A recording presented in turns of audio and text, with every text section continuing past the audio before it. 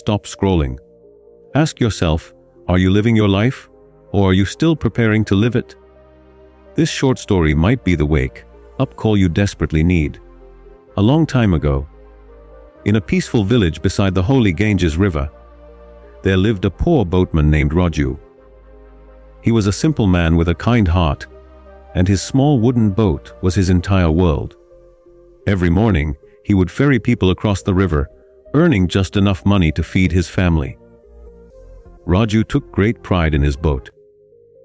He cleaned it every evening, fixed every small crack, and painted it fresh every year.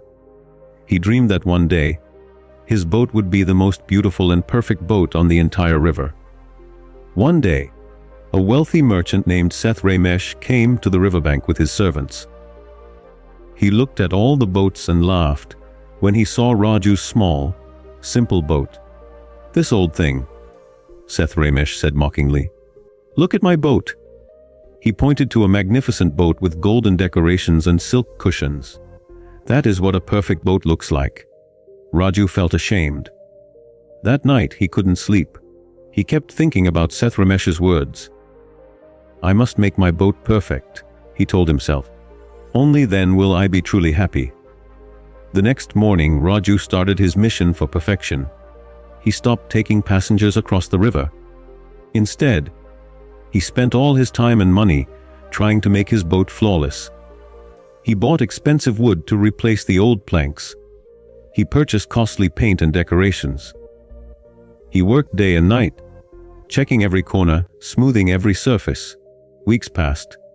Raju's wife Meera grew worried. "We have no money for food," she said gently. "The children are hungry. Please, go back to work." But Raju was obsessed. "Just a few more days," he would say. "The boat is almost perfect. Then everyone will respect me. Then we will have everything we need." Months went by.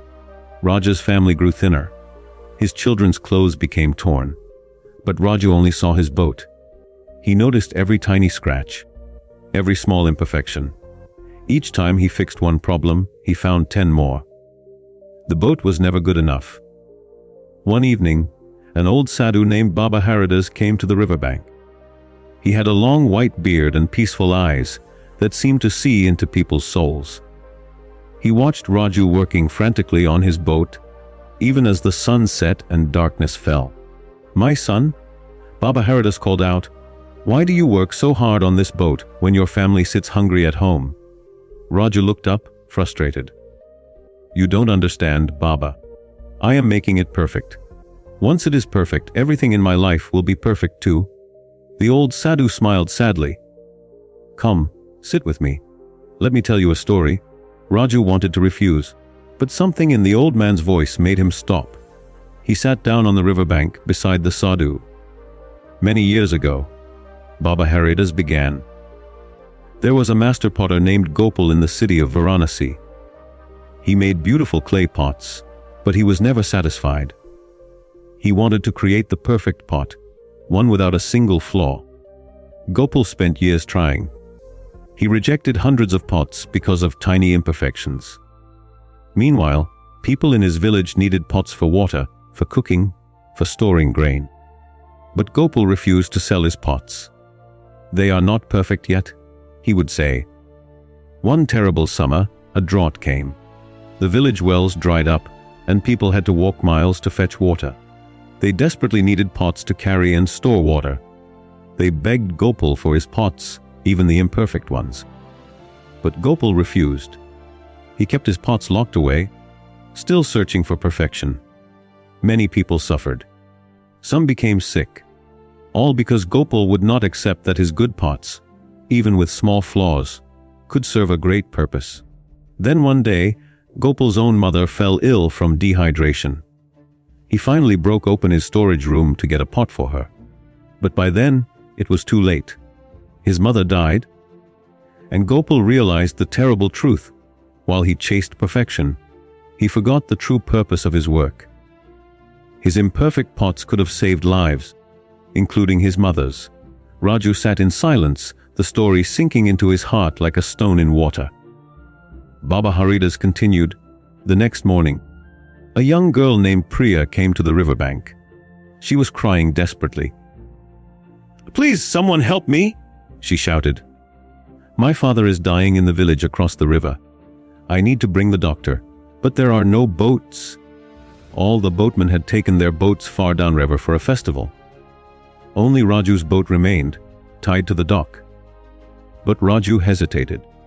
"My boat, it's not ready. There's a scratch on the side, and the paint isn't dry, and, please," Priya fell to her knees. "My father will die." Baba Haridas looked at Raju with those deep, knowing eyes. "What is more important, my son?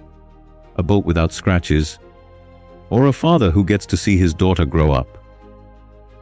Raju felt as if he had been struck by lightning. In that moment, he saw clearly for the first time in months. He saw his hungry children. He saw his worried wife. He saw all the people he could have helped while he wasted time chasing an impossible dream. Tears rolled down his cheeks. "What have I done?" he whispered. Without another word, Raju jumped into his boat. The paint was uneven. There were scratches on the wood, and one side was a slightly different color than the other. But the boat was strong. It floated. It could carry people across the river. And that was its purpose. Raju rowed Priya across the river faster than he had ever rowed before. She brought back the doctor, and her father's life was saved. When Raju returned to his side of the river, a crowd had gathered. They had heard about the emergency and saw Raju's bravery. "Thank you, Raju," an old woman said. "We have missed you. Will you ferry us across again?" Raju looked at his imperfect boat with new eyes. It had scratches and uneven paint. It would never be perfect. But it was good enough. It was more than good enough. It could serve its purpose beautifully. From that day forward, Raju went back to work. His boat carried farmers to their fields, children to school, families to weddings, and sick people to doctors.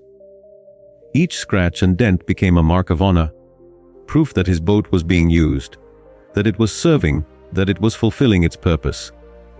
Raju's family ate well again. His children smiled again. And Raju discovered something wonderful. He was happier with his imperfect, useful boat than he ever could have been with a perfect boat sitting idle. Years later, when Raju became an old man himself, people would ask him the secret to his peaceful, happy life. He would smile and say, "I learned that perfection is a beautiful prison.